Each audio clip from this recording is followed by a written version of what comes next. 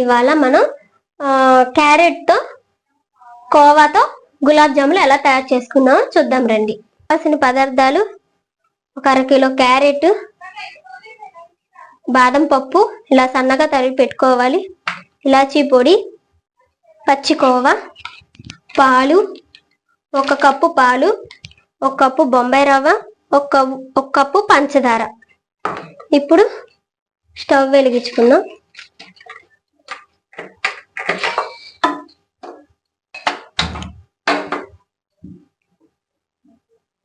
Cup పంచదార పోసుకుందాం, పాకం తీసుకుందాం. ఈలోపు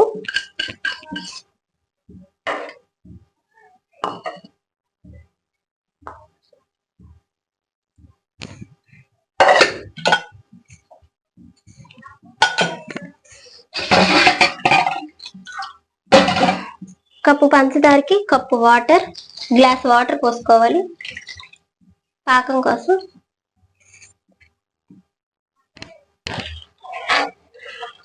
ఇప్పుడు ఇది పాకం తీసుకోవాలి. ఇది మరీ అంత కాదు, ఇలా జిగురుగా అంటుకుంటే సరిపోతుంది. ఆ స్టేజ్ లో వచ్చినప్పుడు ఈ స్టవ్ ఆఫ్ చేసుకోవాలి. ఈ లోపు పాకం వస్తుంది. ఇప్పుడు దీంట్లోకి ఒక మిక్సీ జార్ తీసుకుని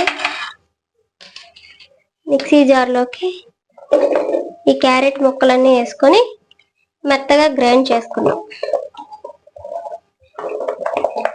ఇప్పుడు ఈ పాకం ఈ స్టేజ్ లోకి వచ్చాక ఇలా అంటుకోవాలి. ఇలా అంటుకుంటే సరిపోతుంది. దీంట్లోకి ఇలాచీ పొడి, అంటే ఇది మనం పంచదార వేసుకొని ఇలాచీ పొడి చేసుకున్నాం. ఇది కూడా కాస్త కరగనిద్దాం.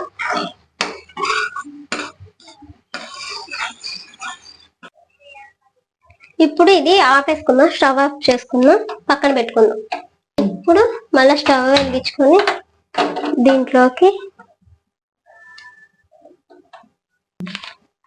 కొంచెం నెయ్యి పోసుకుందాం. ఇందాక మీకు నెయ్యి చెప్పలేదు, ఇప్పుడు చెప్తున్నాను. కొంచెం నెయ్యి వేసుకుందాం, సరిపోతుంది. నెయ్యి ఒక 50 గ్రాములు ఉంటుంది నెయ్యి. ఈ నెయ్యి ఇలా కరిగించుకోవాలి.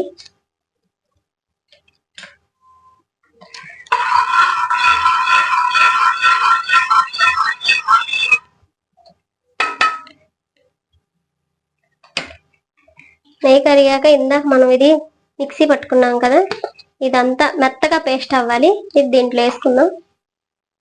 చాలా మెత్తగా అవ్వాలి. వాటర్ కూడా పోసుకోకూడదు. వాటర్ పోసుకోకుండానే ఇలా మెత్తగా గ్రైండ్ చేసుకోవాలి. బాగా గ్రైండర్ అయిపోద్ది. ఇప్పుడు దీన్ని ఇలా కలుపుకుందాం. ఇవి నేతిలో బాగా కలుపుకోవాలి, అంటే దీంట్లో ఉన్న పచ్చివాసన అంతా పోవాలి. ఇలా వేపుకోవాలి. ఇలా వేపుకోవడం వల్ల కమ్మని వాసన వస్తాయి, చాలా బాగుంటుంది. ఇలాగా దగ్గర పడేదాకా, దీంట్లో వాటర్ అంతా ఇంకిపోయేదాకా ఇలా వేపుకున్నాం నేతిలో. ఇలాగా కొంచెం పచ్చివాసన పోయేదాకా ఇలా వేపుకోవాలి.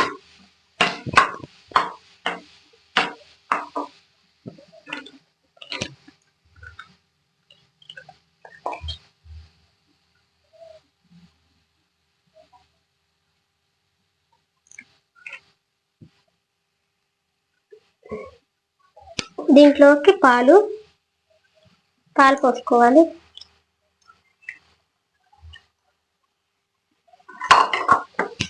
ఈ పాలు అన్నది దీంట్లో మొత్తం పీల్చుకునిద్ది.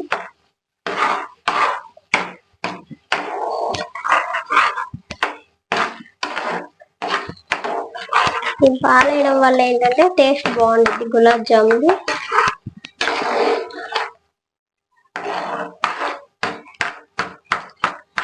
దీంట్లోకి రవ్వ కూడా, ఇది బొంబాయి రవ్వ.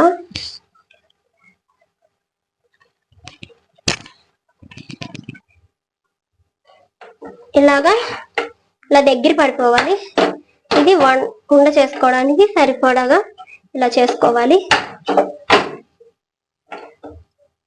చేసుకొని ఇది పక్కన పెట్టుకుందాం. ఆయిల్ హీట్ ఎక్కిందో లేదు చూద్దాం. ఇక ఇలా చేసుకోవాలి. అన్ని ఉండలు ఇలా రౌండ్ చుట్టుకొని ఇలాగా ఒత్తుకొని దీంట్లోకి ఇలాగా పెట్టుకొని స్టఫ్ చేసుకోవాలి.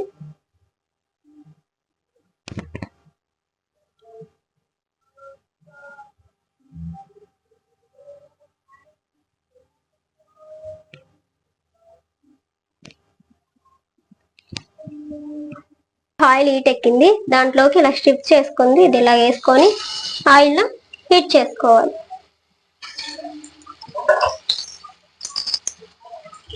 ఇలా మెల్లిగా ఒకదాని తర్వాత ఇలా కలుపుకుంటూ ఉండాలి. మళ్ళీ అడుగుకి పట్టుకునేది తిప్పుతూ ఉండాలి.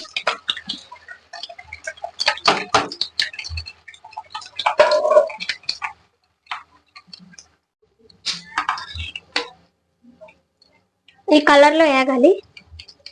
ఈ కలర్ లో వేగినవి ఇందాక మనం తీసుకున్నాం కదా, ఈ పాకంలోకి ఇలా వేసుకోవాలి.